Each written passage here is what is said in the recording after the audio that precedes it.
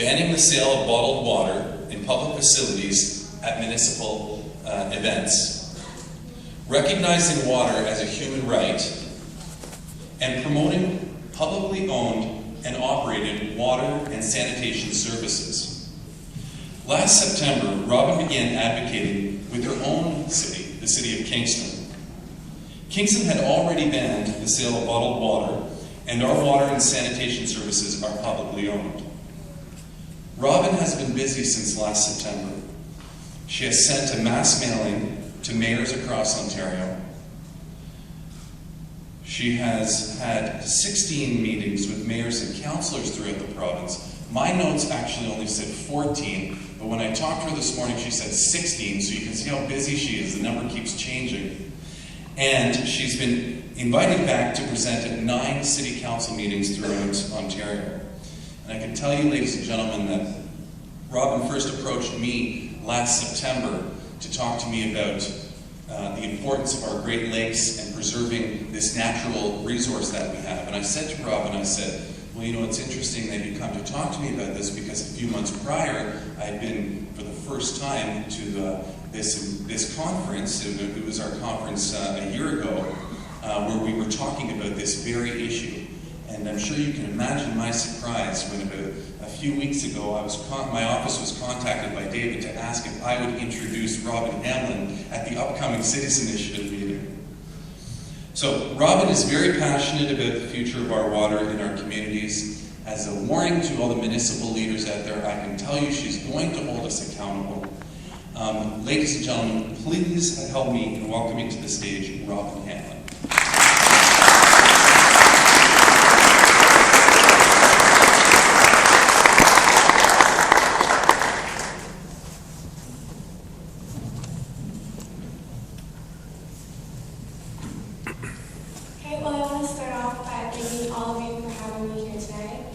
My name is Robyn Hamlyn. I'm 13 years old, and I just graduated from Kingston 2 days ago.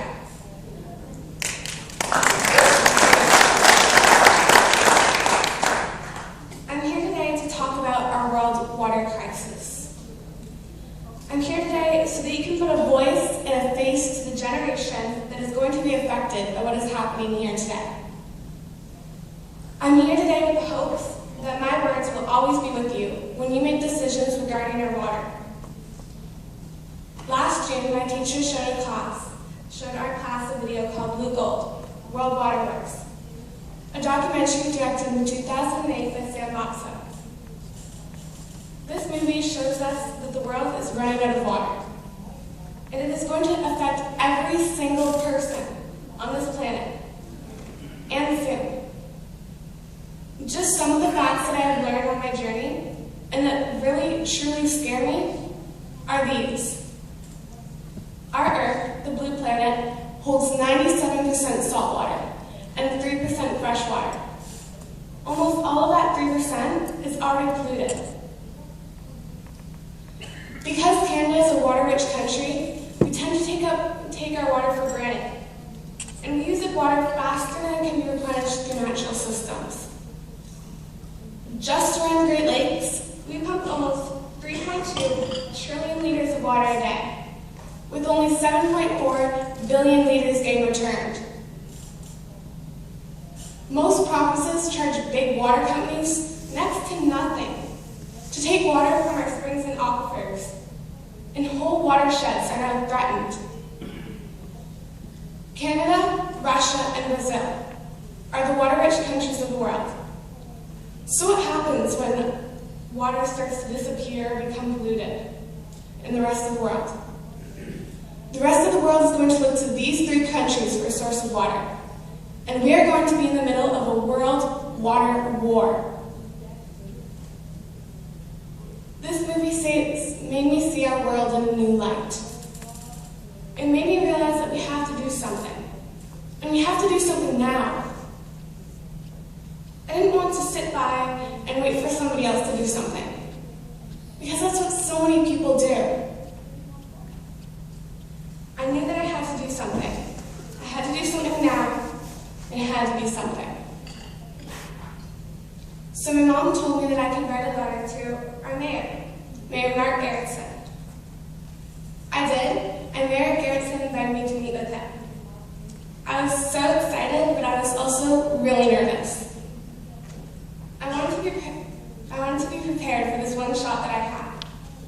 So me and my mom did a bit of digging and ended up emailing the director of the movie, Sam Boxa. I asked him if there's anything specific to Kingston that I should talk about in this meeting. He connected me with Maud Barlow, who he thought would be able to help me. For those of you who do not know who Maud is, she's the author of the book that the movie Blue Gold was based on. She's also a famous Canadian activist and is a part of a group called the Council of Canadians. The Council of Canadians is an organization that brings Canadians together to act for social, economic, and environmental justice in Canada and around the world. Maud told me that if I really wanted to make a difference, I could ask my mayor to make Kingston a blue community. A blue community is a community that treats water as belonging to no one. It is the responsibility of all.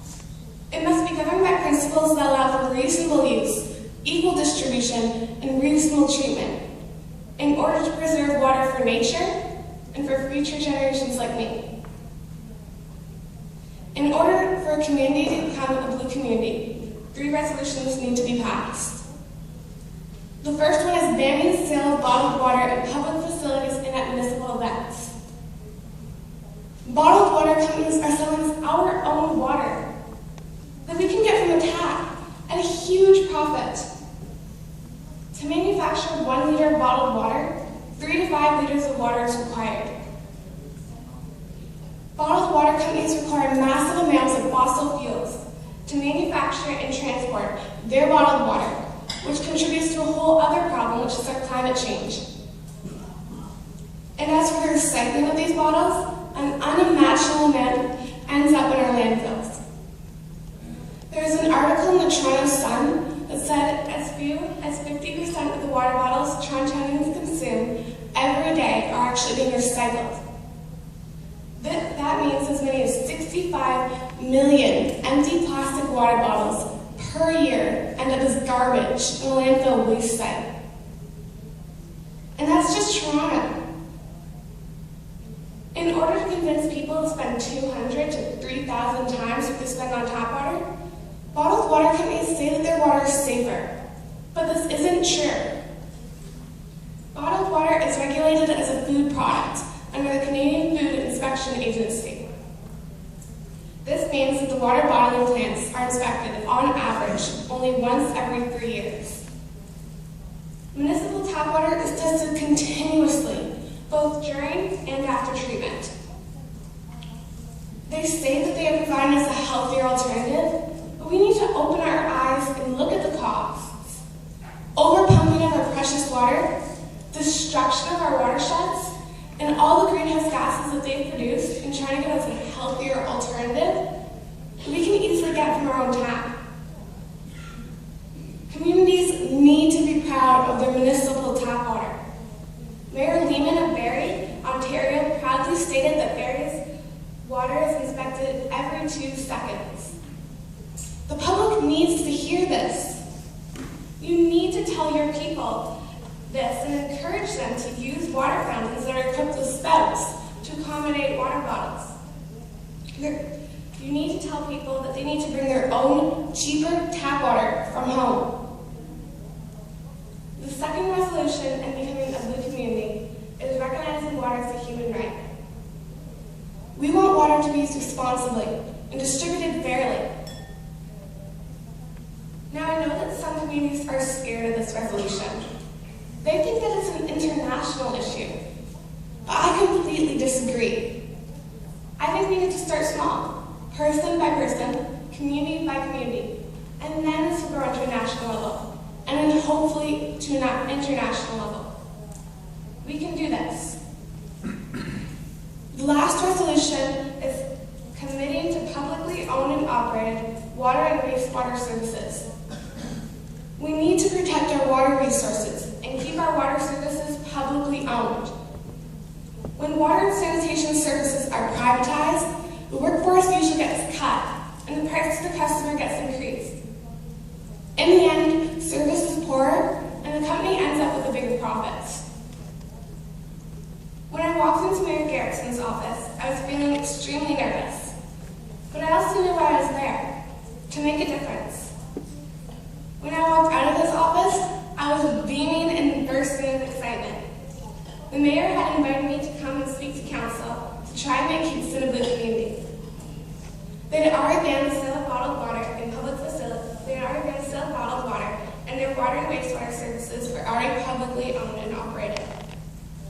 spoke to council in September, and I got them to pass the human rights resolution. Mayor Garrettson, you helped me make my first step. I want to thank you from the bottom of my heart. It really means the world to me. Now, I didn't stop there. This problem is not going to go away by getting one community to change. I needed to keep going. I sent a mass mailing to mayors across Ontario, and I was overwhelmed with the responses I got. Emails and letters came in almost every day. The mayor of Oshawa called me on a Saturday morning when I was still in my pajamas to invite me to meet with him. A representative from the town of Ajax actually called me to tell me that they took my letter and brought it to council and got all 3 resolutions passed on November 28th, and that they were now a blue community. Since then, a lot has happened. I've made trips in December, February, a big one over my March break, April, and 2 in June. I've had 16 meetings with mayors and councillors in communities as far west as Sarnia and as far north as Owen Sound. My 17th meeting will be with Mayor Dennis O'Keefe of St. John's in Newfoundland. I will be visiting him when I go to Newfoundland in July. I presented to 8 different councils: Clarington, Caledon, Norfolk, Pickering, St. Catharines, Niagara Falls, Port Colborne, and Brantford, and had the mayors of Ajax, Burlington, and Owen Sound present for me at their own council meetings. The town of Ajax, the city of St. Catharines, the city of Niagara Falls, and the municipality of Clarington are all now as well blue communities. The county of Norfolk passed the banning of bottled water and the human rights resolution, and the city of Burlington passed the human rights resolution. I'm awaiting word on the rest. I've been invited back to present at council meetings in Waterloo, Welland, Chatham-Kent, Cambridge, Guelph, Newmarket, Meaford, Oshawa, and Vaughan. I've had 4 speaking engagements, this is my 5th, to spread the word, and my 9-year-old brother decided to help too by presenting to kids at our school. These are my accomplishments in the last 11 months, but unfortunately, it still isn't enough. I've told every mayor and every member of council that I'm on a mission. My goal is to make every community a blue community. I want to eventually speak to each premier of each province, and then hopefully to the Prime Minister of Canada. I know it is a big dream, but I'm determined to get there. If I do this by myself, it is going to take me a long time to make a difference.